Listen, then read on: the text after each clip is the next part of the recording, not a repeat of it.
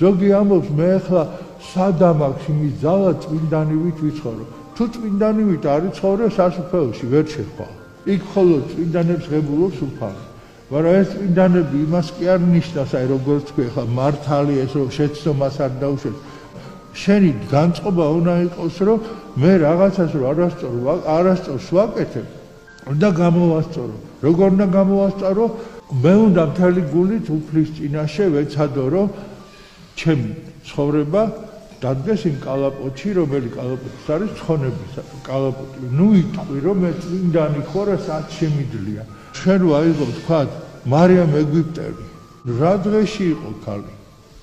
ხო კარგად ვიცით მისი ცხოვრება. ნებისმიერ თქვენთაგანი მაგნაერი ვინმე რო იყოს, ესე განკითხვით მოვკვდებით, ეს ვინ ყოფილა და ამა რა გააკეთეთ, ჩვენ დღეს წმინდანად ყავს ეს ადამიანი. რატომ? იმიტომ რომ სრულიად